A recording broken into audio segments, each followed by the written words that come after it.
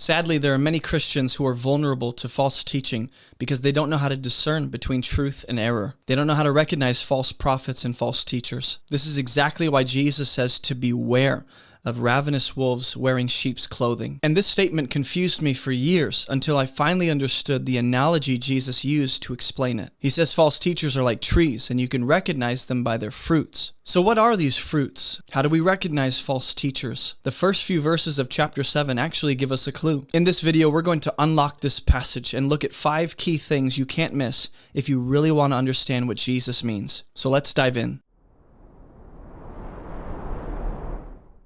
Matthew 7:15, beware of false prophets who come to you in sheep's clothing, but inwardly they're ravenous wolves. So we have the sheep and wolves now. We've seen the 2 gates, we've seen the 2 paths, now we're about to see 2 trees, we see a sheep versus a wolf. For those of you that don't want to wait to the end, Jesus is going to say essentially, people aren't always what they appear to be. There are many pretenders we need to be aware of, and so we're going to walk through these 5 things and make sense of what Jesus is really saying here. And hopefully by the end, we're going to understand why Jesus uses the trees analogy in connection with his statement about having a log in your eye. So watch all the way to the end, and this will make sense. Number 1, this is the first thing we need to really recognize.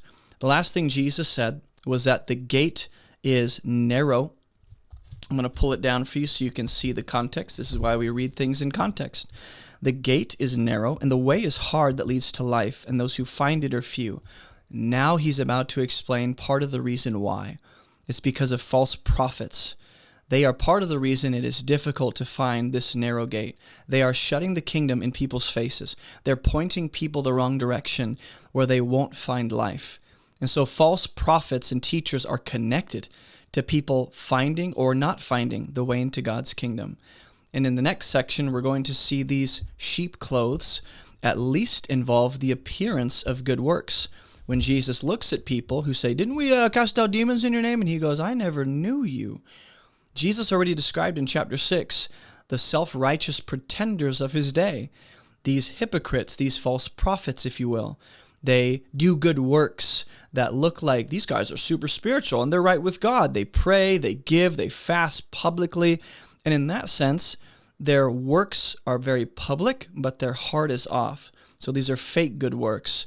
You'd think they're God's sheep just by looking at that. But in fact, the last time Jesus said beware was in reference to, hey, beware you don't do your good deeds to be seen by people like the pretenders. So these pretenders are now presented as false prophets. These false prophets are intentionally trying to lead the sheep of God astray by working hard to pretend to be something that they're not. This is calculated. This is intentional. This is not an accident. False prophets in the Bible would be recognized not just by the apparent signs and wonders they did, but who were they pointing to with those signs and wonders, with their words? Were they pointing to life with God, or were they pointing to idols and idolatry? So false prophets could have genuine prophecies and predict signs or wonders that come to pass. So even in the Old Testament, you couldn't quite tell or make a decision about someone just based on their outward behavior and appearance. So this is the second observation. The fact that they're in sheep's clothing brings us back to the idea of chapter 6, when God talks about, like, you're either clothed by me or essentially you're not. And so this goes back to not being clothed by God and his righteousness. These false prophets have deceptively clothed themselves and by themselves, by their efforts. And that's what we'll see at the end when Jesus talks to the people who say, oh, do me do all these things? And Jesus goes, I never knew you. They're covering themselves in their own sense of morality and self-righteousness and good works. And this is what we'll see later in the parable of the wedding feast of Matthew 22. Someone sneaks in and isn't clothed rightly. Like Jesus says in John 10, thieves and robbers sneak in, right? So he says, inwardly they're ravenous wolves.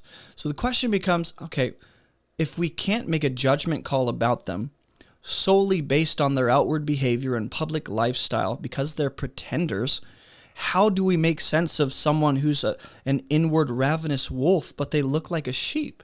And how far does this go? How far can someone fake it before they're eventually exposed for what they really are? This is the third observation to consider. This is the exact way that the serpent came to to the Eve in Genesis 3. He came deceptively, pretending to be something that he wasn't. I'm on your side. I'm for you. I know something you don't that God's withholding from you. And the reason I make this connection is because in one of the next few videos, we're actually going to look at 10 clear parallels between Genesis 3 and Matthew chapter 7. Just this chapter alone. It's pretty amazing. So be sure to watch that when it releases. So these people are like the serpent. That's why in other Gospels, Jesus will call the false prophets of his day children of the devil. In fact, in this gospel, he calls them brood of vipers. John the Baptist also calls them brood of vipers, which is offspring of snakes, essentially. So clearly, he's going to say, you will recognize them by their fruits. Are grapes gathered from thorn bushes or figs from thistles? And you're like, no. Usually, you identify a tree by the fruit that's on it, right? It's a thorn bush if there's thorns on it. I couldn't think it's not a grape tree. It's not a fig tree if lemons are growing on it. You identify a tree by its fruit. So I want us to understand that clearly fruit in this context is not limited just to behavior or outward activity. It's exactly why in the next section people will be like, we did these things, and Jesus will say, not good enough. Jesus has already stated that people pretend. People live double lives. And so the fruit he's referring to might include the public life and what you do in public, but it goes well beyond that. It goes well beyond just the behavior. Not that the behavior is not included, but it goes beyond that into the heart and the private behavior and life behind closed doors. So these fruits likely correspond to the way of life we saw earlier up here. Remember, the way is easy for the wide gate. The way is hard for the narrow gate. Two different ways of life. And so the fruit he's referring to likely might be referring to that path, a way of life that Jesus leads us into. We're also going to see the fruits of the Spirit later in Galatians refer to the character of Jesus being formed in us. We'll also see that the fruits, the analogy of fruits and trees will be used later on in chapter 12 with the unbelieving religious leaders who accuse Jesus of using the devil's power to cast out demons, and they commit the blasphemy of the Holy Spirit, that kind of thing. And it's interesting when we get there. But here's the fifth observation.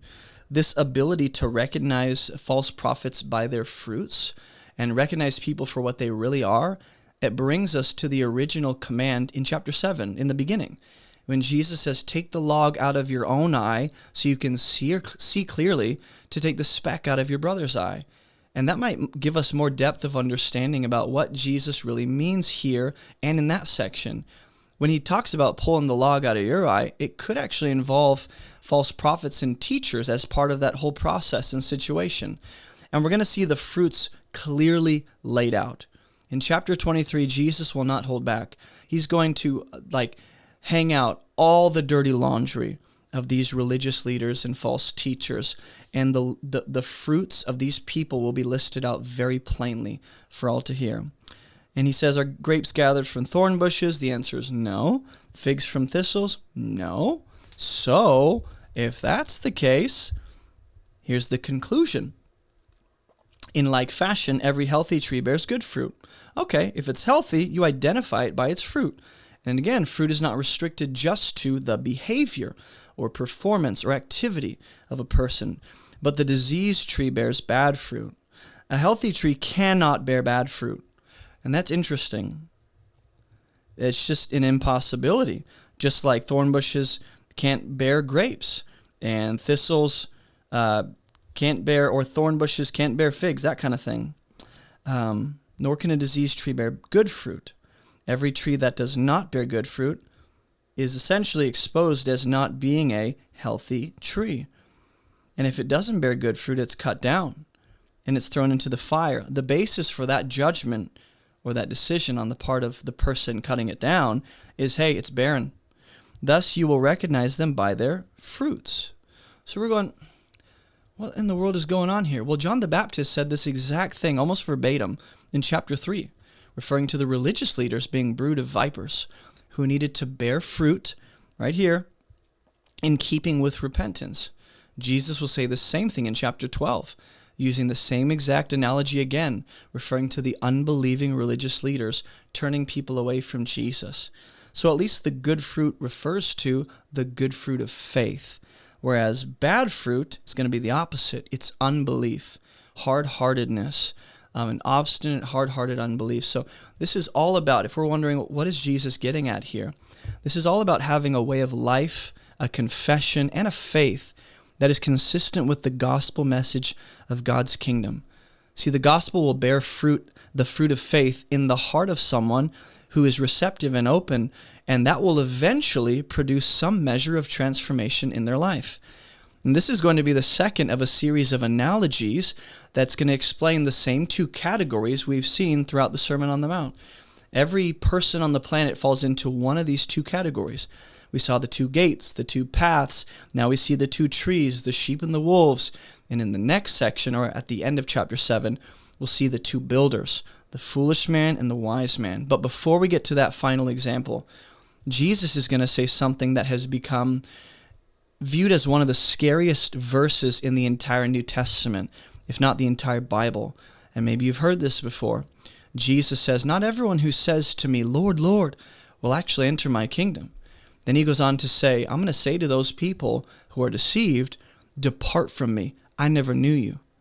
So what does this mean? Who is Jesus really speaking to? And how does this connect to the false prophets and the barren trees in this section? Be sure to watch the next video to find out. Hey, don't forget to like this video and subscribe for more biblical content just like this. We have hundreds of videos, but you might be most interested in these ones right here. Also, visit our website for all of our free resources and classes. And thank you so much for partnering with us financially to make this ministry even possible. Keep moving towards Jesus, and I'll see you in the next video.